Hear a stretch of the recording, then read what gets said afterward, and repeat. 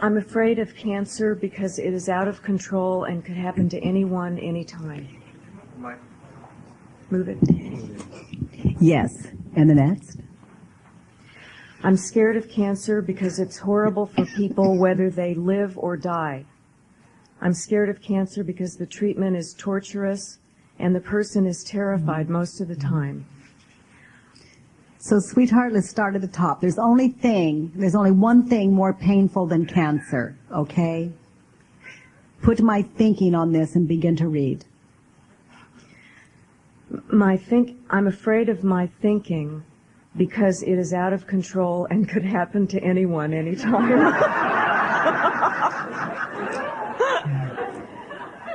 I'm scared of my thinking because the treatment is torturous. That's the work. And the person and I am terrified most of the time. I hate my thinking because I worry that every new pain or change in my body could be it. Cancer never did that kind of fear. Cancer just is. And without a story of what it is, it's nothing. This is the torture. This is the cancer. The next one. Life is definitely better than death. Can you really know that that's true? That's not my experience. They're equal. Life is better than death. Can you really know that that's true? We've certainly harbored that one for a while. No, I can't really know that. Investigate. Life is better than death. Can you really know that that's true? Go in and know for yourself what is true for you. The world will give you their theories. What is true for you? What's the worst that could happen if you realized that life and death were equal? What's the worst that could happen? It's almost as though we have to attach to that concept or we'd kill ourselves. And I would ask, can you really know that that's true?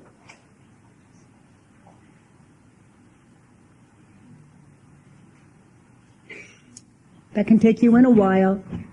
Yeah.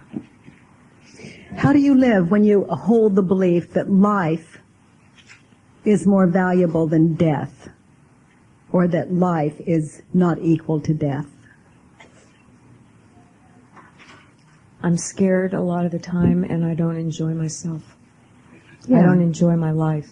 Yeah. I know I am a lover of what is.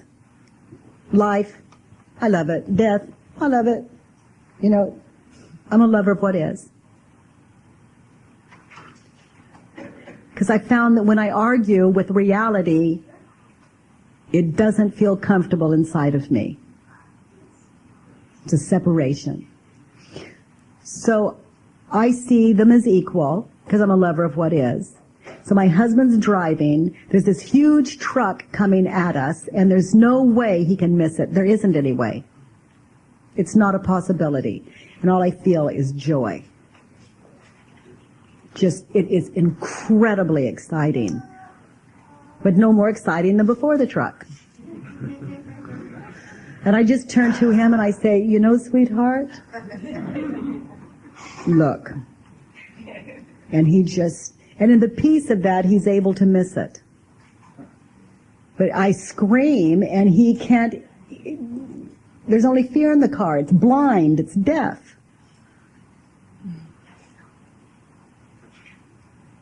In the peace of peace, in the presence of peace, peace. It's the end of war. I want that. It doesn't scream, what the hell are you doing? You're killing me.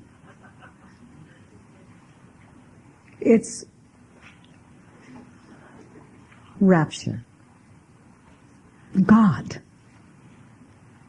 Itself unfolding. Every moment.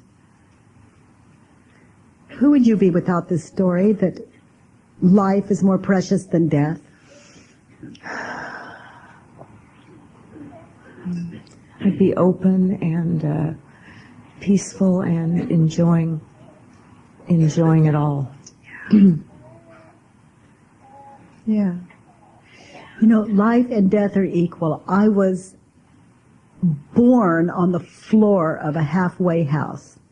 It appeared. It appeared. Itself lived. It was okie dokie the way it was. It's equal. The same.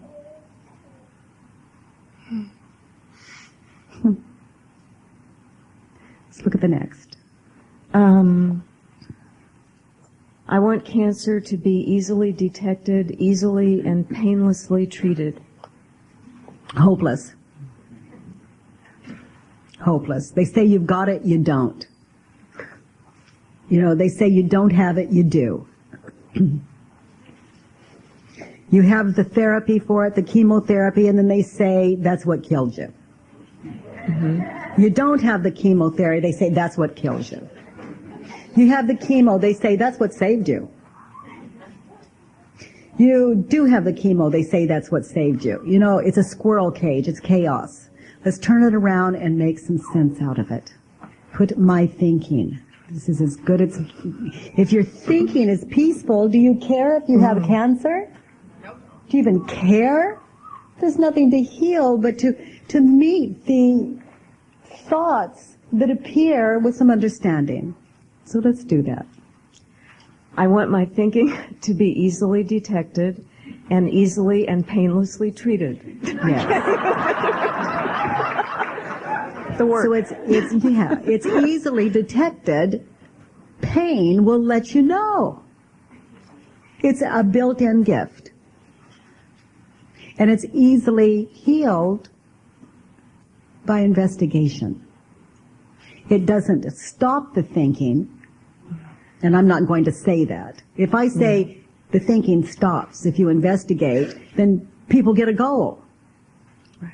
What I can say is if you meet the thoughts with understanding, it's the end of fear.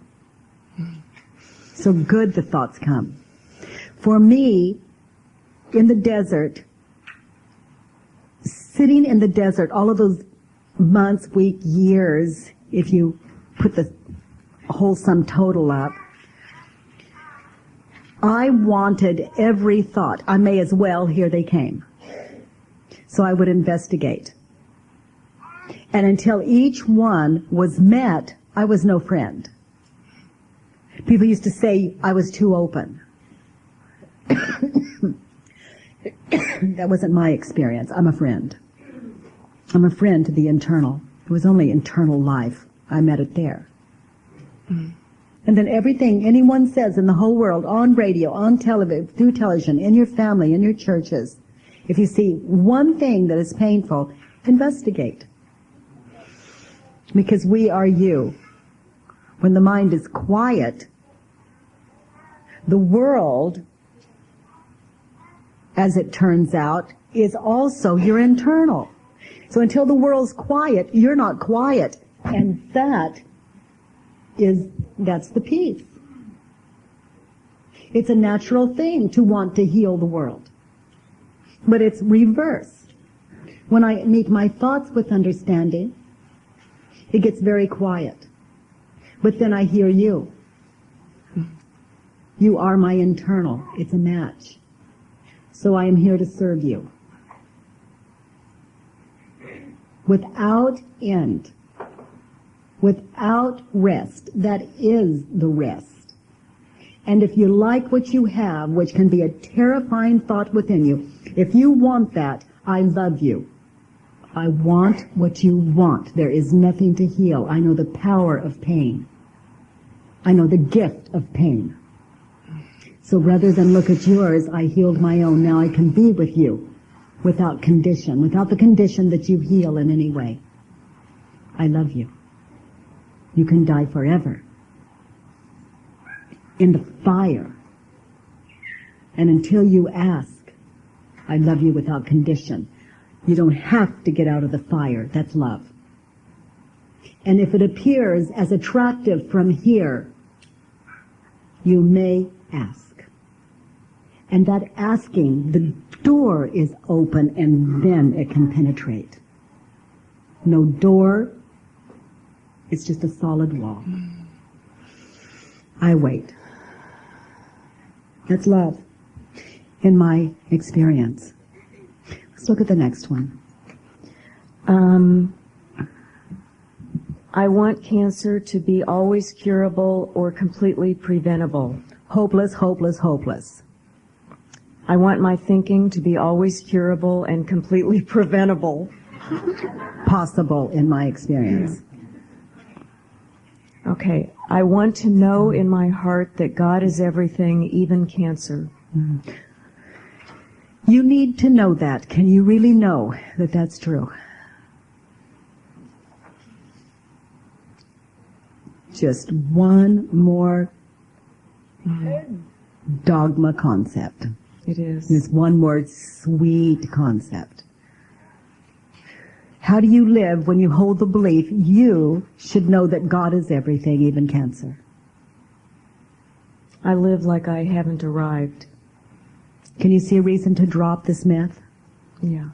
Can you see one good reason to keep the attachment to the story that is not painful?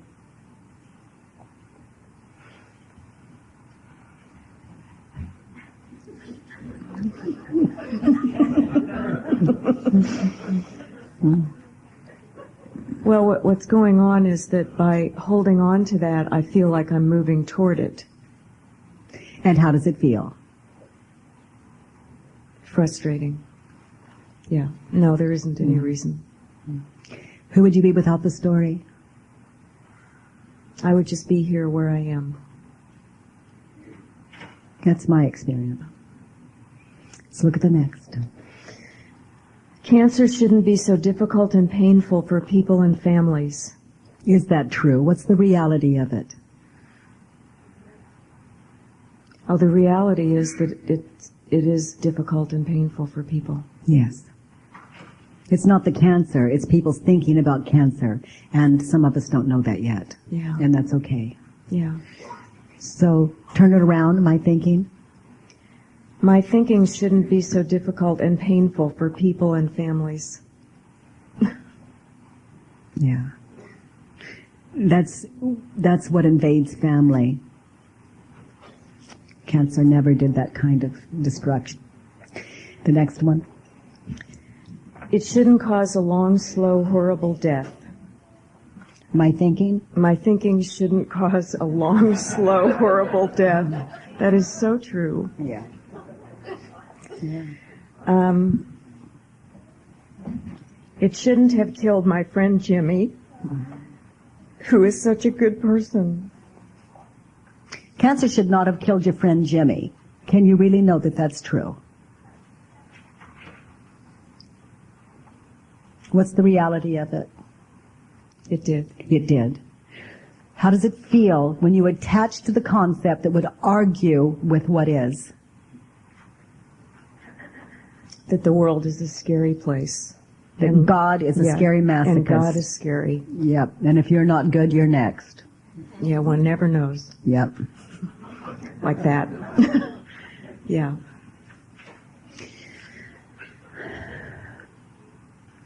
Can you see a reason to drop this, the attachment to this concept?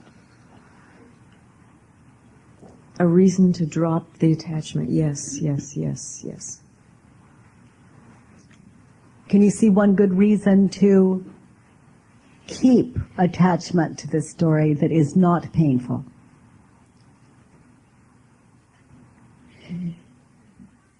Jimmy died too young. Is that true?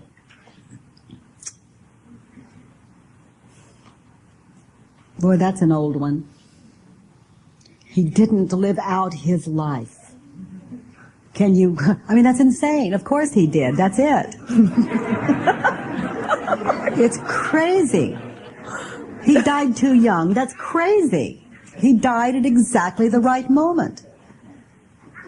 And what do you get when you attach to these old, ancient, it's mythology. It was in books for children. It's not real. The way that we know it's not real is we lose our connection with Source when we attach to them. It's the opposite of what is true and loving. And the arrogance that says God is inept and should surely listen to me. God, he died too young. No, you're not listening. No, listen to wisdom here. You know, he died too young. The world would be better with him, God.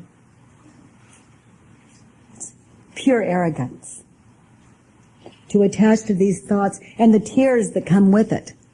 It has to be all of this emotion or we lose the dream. It's like a tragedy. You know, life gets to be tragic, and there's this... and unfair. And unfair. Yeah. Yes, honey.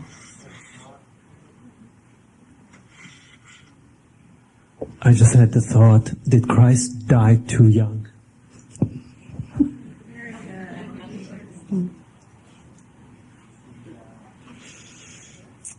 I don't think so. Yeah, he died at all. He died at all. Can you really know that that's true? I look at you and I don't think so.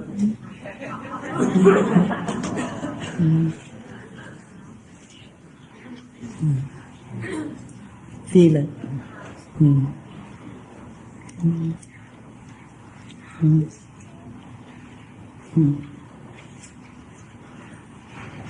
I don't think so.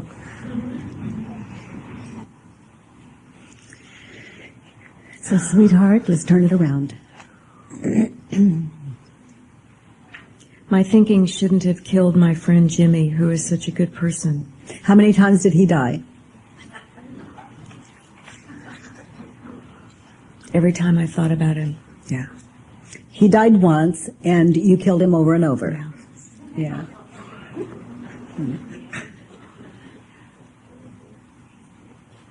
You crucify yourself in his name. Yeah. You crucify him in his name. Yeah, and God. To argue with what is you lose. You feel it. Yeah. So I like to say I'm a lover of what is, not because I'm the spiritual being, but because I'm just a woman that knows the difference between what hurts and what doesn't. Simple. Let's look at the next. It shouldn't have put Sally through such a hellish nightmare. Cancer should not put people through hellish nightmares. What's the reality of it? It does. That's the story. Cancer is putting people in... Okay. So what happens when you attach to the story that cancer is putting people through hellish nightmares? How does that feel inside of you? Same thing. Just scared, and it validates all of this other. That could be how people get cancer. The mutation from being so far away from connection to what is true for you. Can you see a reason to drop the story?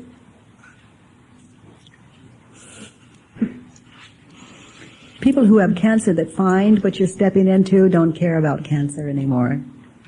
Yeah. I like to work with people who think they're on their deathbeds. We have a lot of fun.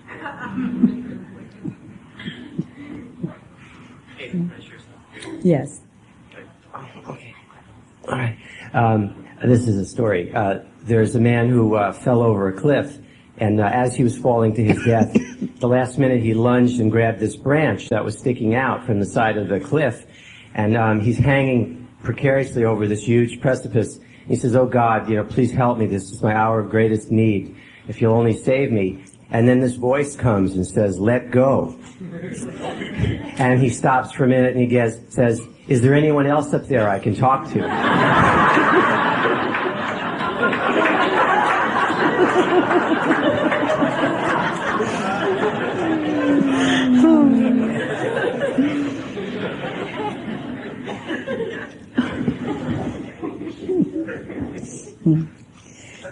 So, to hang on to the branch is terrifying because we're projecting the fall. That's confusion. To let go of the branch is to lose the choice. And that's the freedom. Once you know the branch isn't there and you're falling, there's peace. Confusion is wanting two things at once. Letting go of the branch is less terrifying than hanging on and thinking we had a choice.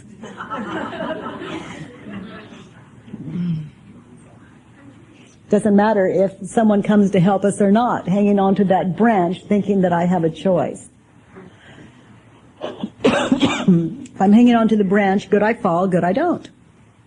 I'm a lover of what is.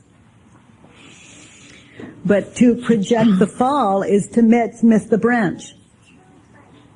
Yeah. Is to miss the love of the branch, of just the hand, the whole thing. To project it would be to keep me from the gratitude of just breathing in the moment.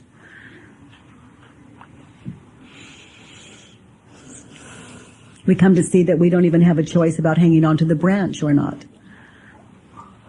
That we're not even doing that. Investigation. Let's look at the next. I need to know I'll never have it, and I need to know that no more of my friends or family will ever have it. Hopeless. Right. Yep. Yeah. Because it could be true that no one has cancer. It could be true that everything is just what is. God. God is everything but not cancer. God is everything. Cancer is medicine. And we call it enemy. Everything is good. We attach to a story about life is not equal to death, and there's terror. Yeah. That health is superior to cancer. That's terrifying because everyone gets sick. And we keep trying to beat it, and it never happens as it should be. That only leaves self-realization. And in the peace of that, there's no sickness, and there's no death, and there's no pain, and there's no sorrow. It's all been just a dream. Let's look at the next dream. Cancer is out of control, terrifying, treacherous, deadly, and painful. No, it is what it is, and it's on its perfect course. It's beauty. It's nature. It's love. And a story only serves to keep us from the awareness of that. To keep us present as the experience of it. So let's turn it around, put my thinking on it, and let's see what is as true or truer for some of us. My thinking is out of control, terrifying, treacherous, deadly, and painful. Especially around cancer. Yes. Yes, that is true. Isn't that true? Cancer never caused that kind of chaos. Not ever. Cancer is peace, except for the story we would tell about it. Yes, sweetheart. Yeah. But, okay, like, there is no thought here, but there are sensations in my body when I have pain. There's no story, no thought, but there is a sensation that is not comfortable. And I cannot what do you experience in your whole life? A feeling that's not comfortable. That's what the work is for. Go ahead. Continue to talk. I understand it. I mean, pain is separated than thought. It's a sensation in the body. Pain is not separate from thought in my experience. You're much quieter. You're unrecognizable, Angel. I love that you're here. I don't know what it feels like on the inside, and it is so sweet to meet with you again. Maybe I need just to be here.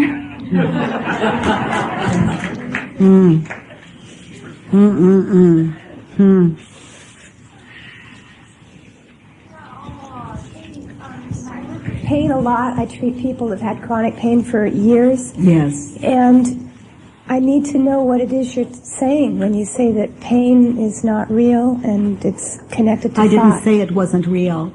Oh, that, It's real to the person experiencing it or observing it. well, I'm very afraid of pain myself, and Yes. so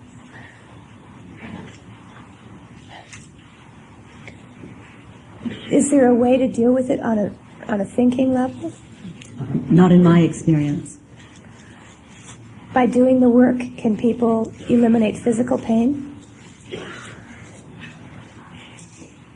As close as I can tell it in my life is pain used to be on top and everything was underneath it.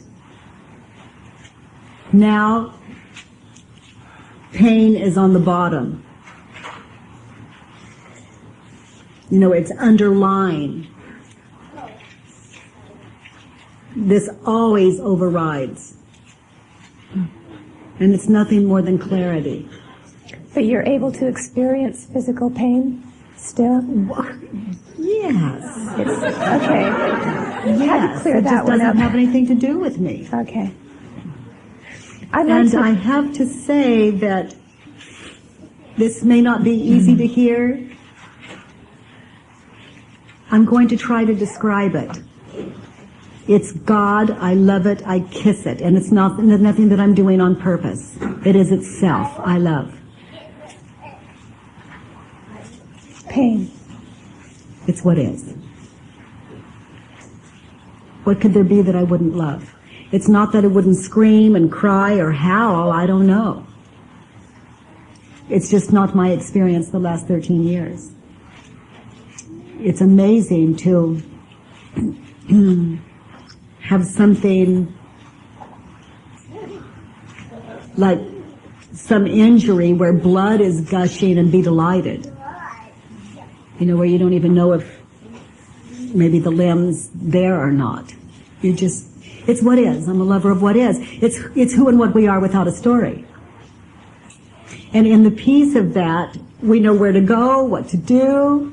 You know, there's not, oh my God, I hurt myself. You just get on the phone, you call 911. It's just, you know, it's self doing what it does. It knows everything, but it's without the suffering. It does what it always does, there's just no suffering in it. So you can have pain and suffering, or you can just have pain. Simple. Great, that's great. Yes. Can I work with you after lunch up there? I would like that. Thank you. Welcome. Nahid, and this is common with people in the work, Nahid said she was running a fever. She's at your service totally. She doesn't stop. And last evening she said, this is the first time I have been sick like this and not suffered. Those weren't her words. They were much sweeter than what I just said. It just didn't matter. The joy didn't stop. She didn't go into the story of sick. It just comes to pass not to stay, huh, honey? Anyone else? Yes, honey. I have a friend who has a broken body story. And every time I see him, I say, how are you? And he always says, excellent. And I once said, sometimes I believe that everything is not excellent with you. And he said, there are circumstances that are excellent, but it has nothing to do with my being excellent. Yes. Yes.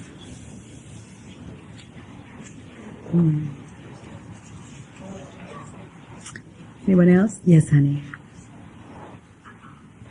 Katie, there is, I understand what you're saying, but there is that thought that says, if I feel the pain and I'm in this, I don't know, God-conscious state that you're describing, then maybe I won't call 911, or maybe I'll think, like people may have had the experience of being on drugs or intoxicated, or, oh look, I'm bleeding.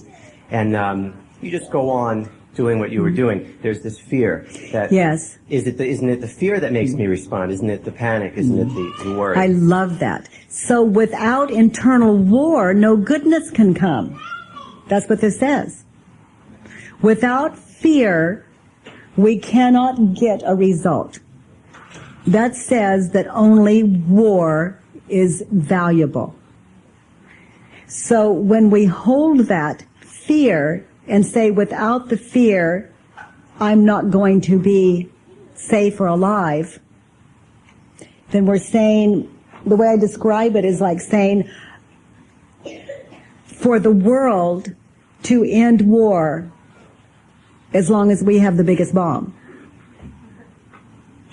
Because that's what we're going to do. We're going to talk about it, but we're not going to live it. So if I hold the belief you're talking about and use fear to be safe, then I'm saying that war is the way.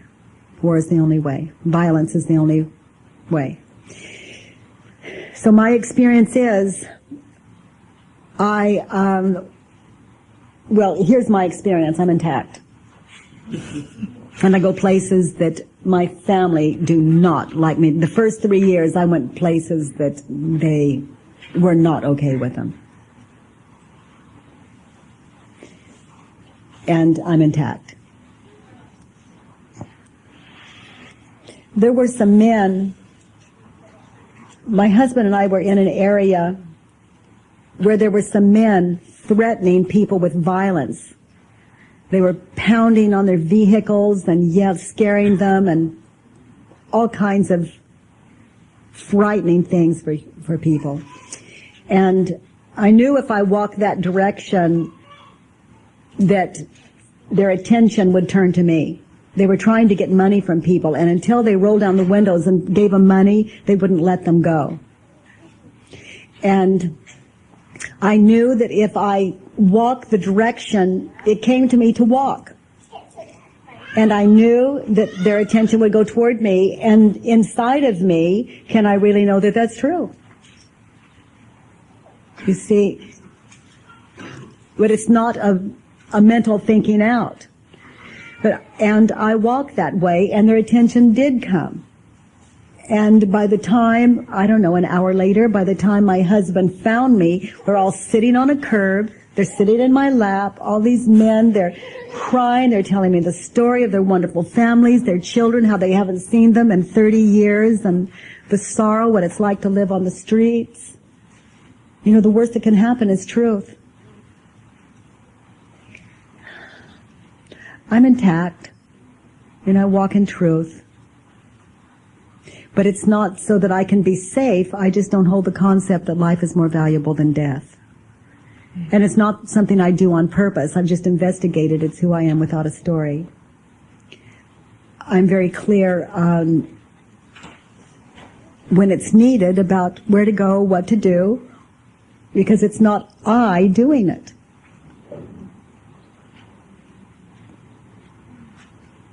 I love that you brought that up, because that's our fear. Without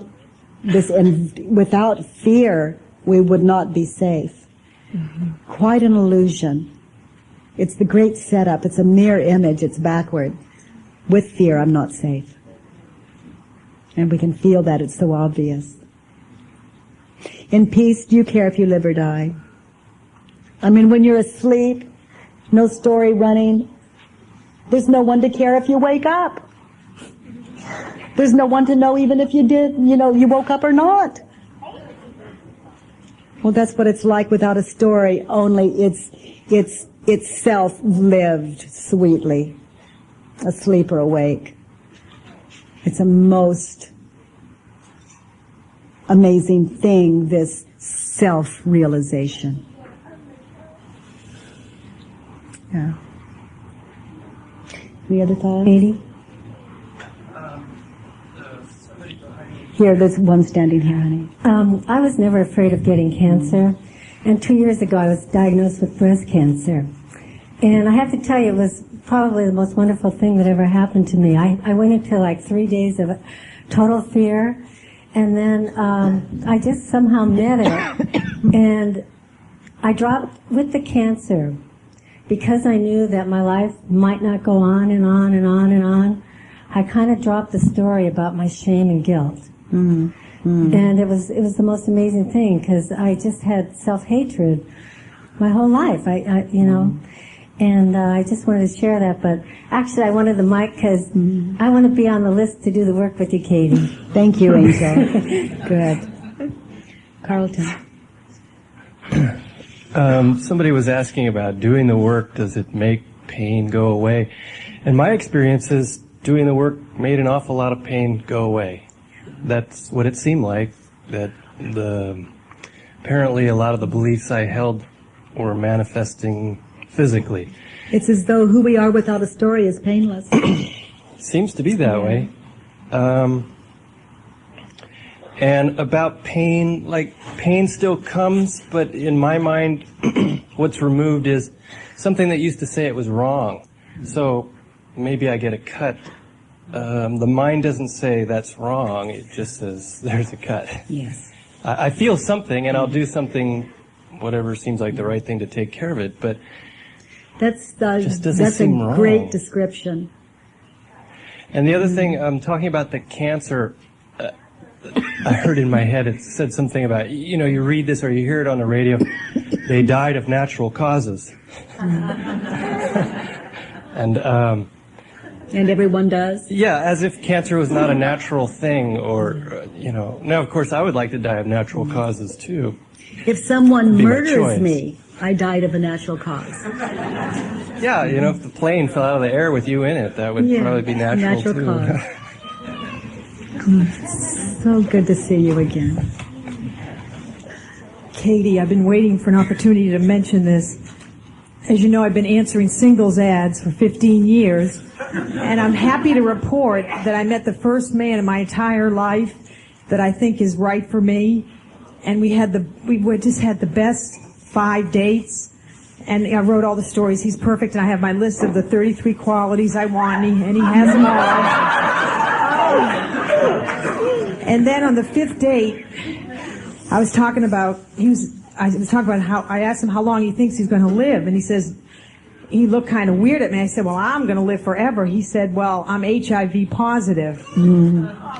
So since then, that happened about a month ago, I've been obsessing in my head for a month what to do, and I made the decision right then to not go forward with the relationship, and I'm still obsessing about what I should do, even though I made that decision. Can you give me any feedback on? Well, I'm hearing he was the perfect relationship and you walked away.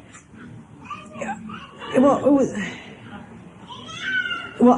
was a perfect story. I didn't know him well enough to know if now we're friends.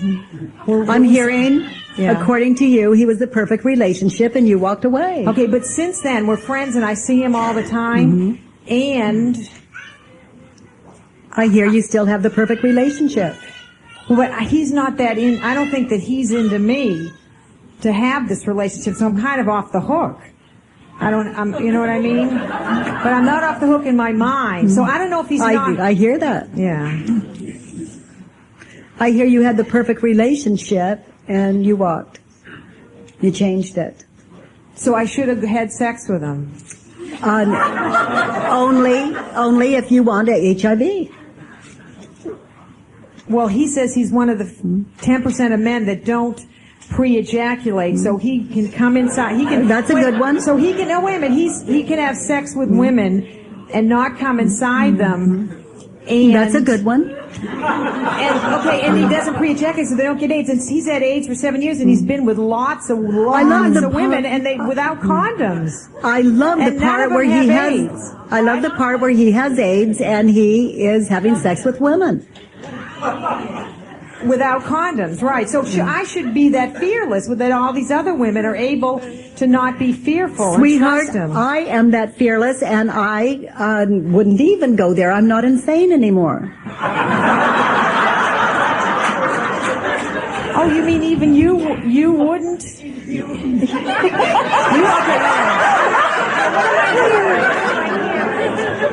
So you're saying you wouldn't have sex with him either without a condom? I'm not insane anymore. It would be insane to have sex with him without a condom? If someone says you have HIV and I Right. want to have sex with you, Right. I'd say turn it around. Okay. Sweetheart, if I have HIV Right. and I care about you, I will not have sex with you. It's a turnaround. If you have HIV and you want me to have sex with you, then, there's nothing I have to say here except do the work. I want someone to explain to me this. I don't want to take any more time because let me ask you one thing. How about sex with a condom? Would you have sex with a condom? Sweetheart, here's someone with HIV. Let's ask him. And I want other people to help me through this. My name is Divinity. I have HIV. Okay, I'm an expert. I had sex with someone who was HIV positive, and I was fearless, believe me. And I was exposed to the virus, and I didn't have the work to go inside that I couldn't love myself enough to say no. I was pleasing him, and I didn't even want to have sex with him. But I couldn't say no, so I put myself at risk. Why? Because I did. That's number one. And number two, because I didn't love myself enough to say no. And I suffered. So look what he will do for Anything. approval. Death. He will even say yes to that. So the truth is, I just want you to know that I care about you enough to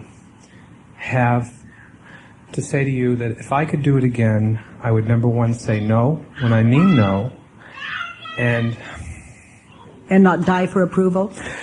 Yeah, I've been looking for approval all my life, and I found it.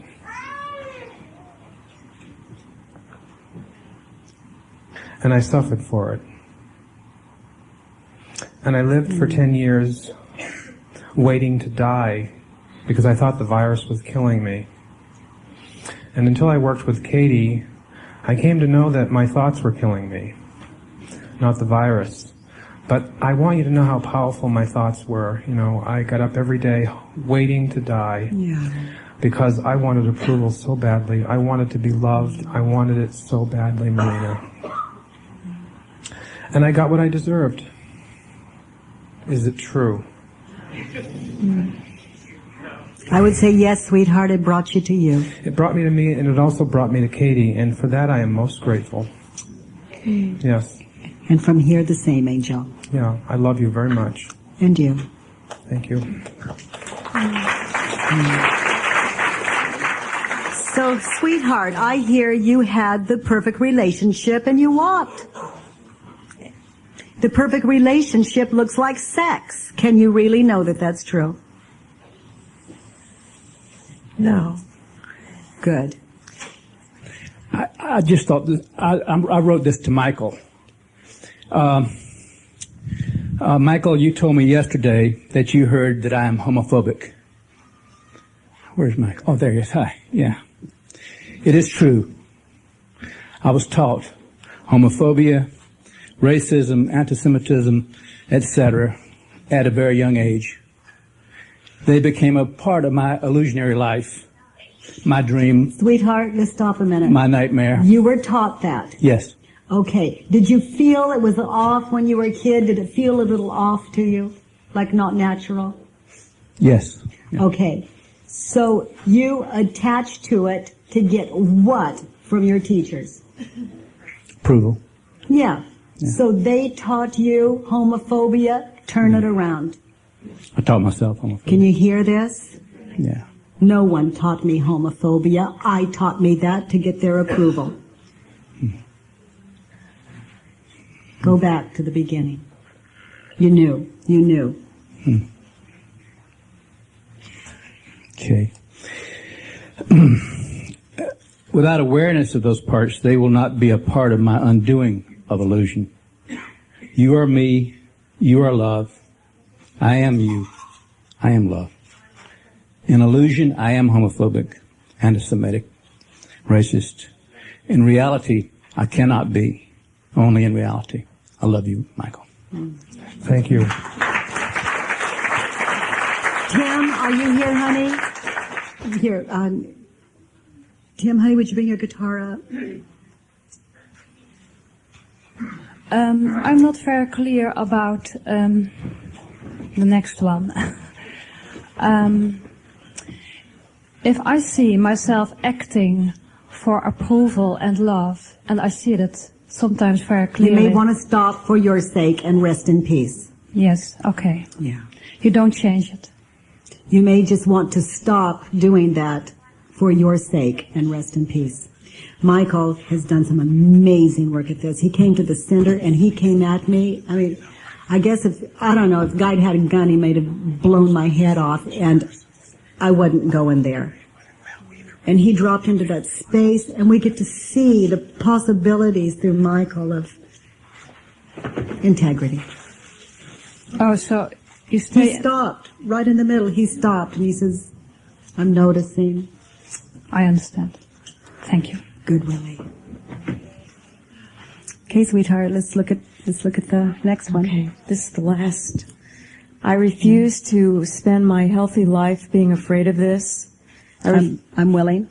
I'm willing to spend my healthy life being afraid of this. Yes, because that's very fearful. It can put you back into the work. Yeah. I look forward to spending my healthy life being afraid of this. Yes. And the next?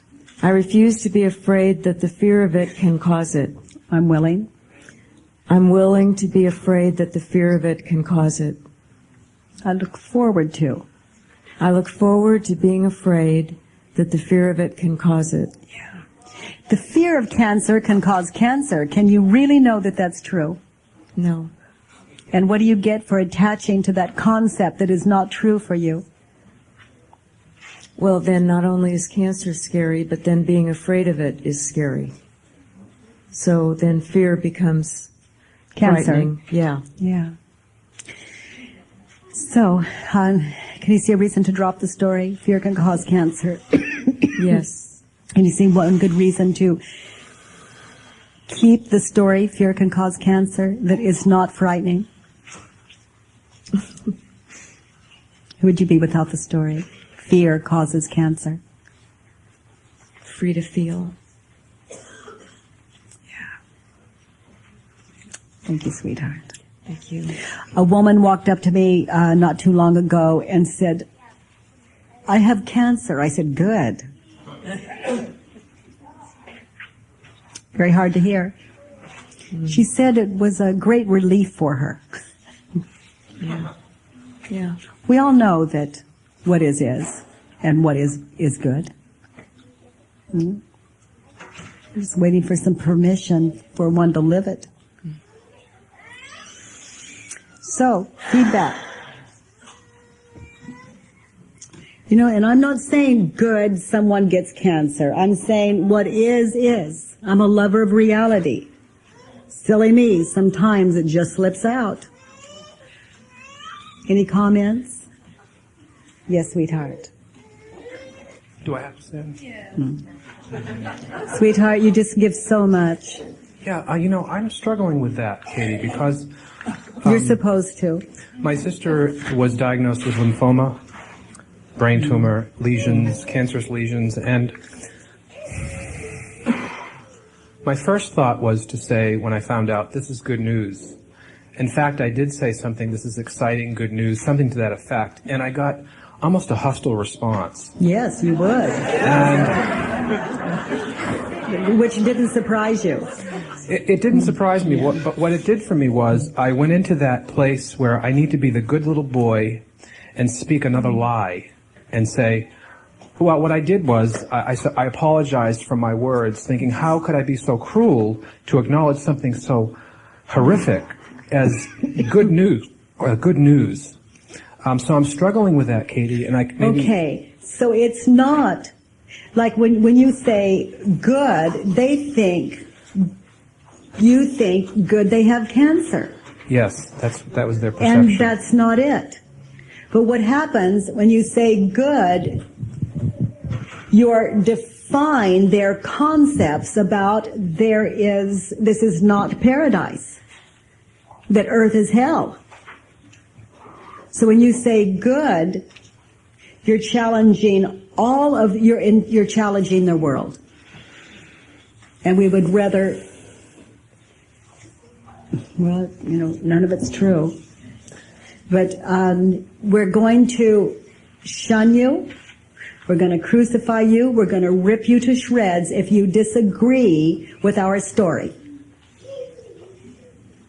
Because our story, we think, is our security, when in truth it's the opposite. It is our insecurity. So people in the work begin to get their communication down to just clear, with understanding. And then eventually it begins to take on its own fingerprint. And it's just pure love. And a lot of us are down to, I understand. I hear you and I understand. What can I do for you? I'm here if you need me. Just simple language. Only we're not coming from a motive. Yeah. It's just amazing. We're just coming from, it's not a choice. There's no other life. As in good news. Good news. This is good information. Yeah. I want to ask a question first, Katie, about it. Yes, sweetheart. Do our stories affect our life?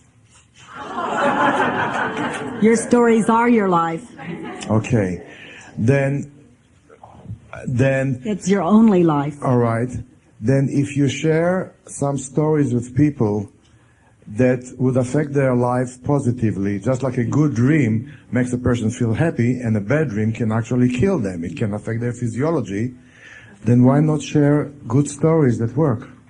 I think I think you like you when you do that.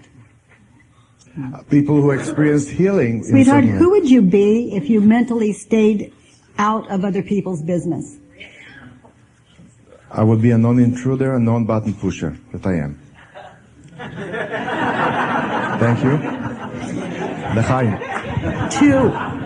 To mentally be in my own business, when I noticed the three kinds of business, my experience was I found that I had at no time had a life, an internal life. When I mentally left the business of the world, I found an inner life. It was like, it was stepping into a whole other, it was to die and leave the world. Yes, sweetheart. And then I came to see that people appreciated, like my daughter appreciated so much me being mentally out of her business that I began to give me the same consideration. So I lost my business. Yes, sweetheart. I've been sitting here with the microphone for a couple minutes, and I keep changing what I want to say. And I just find it very inspiring to be here. This is my first weekend doing the work, and I have a should that I should stand up and ask to work with you today, and the feeling of that if I didn't get past my fear and stand up and ask, that I would go home and feel really shitty about myself. So I wanted to take that opportunity. Thank you, since I'm sweetheart. here. So stay in my face. Okay, thank you. Good. Yes, sweetheart. I just wanted to make a comment about cancer several years ago. And I had a biopsy, and cancer doesn't run in my family. So when they said it's malignant, and I was sort of coming out, in the twilight zone, I thought, well, God, maybe now I can get some rest. So I changed my life. Isn't that fine? Yeah. The worst thing that can happen is a thought, and the best thing that can happen is a thought. Nothing other than that has ever happened.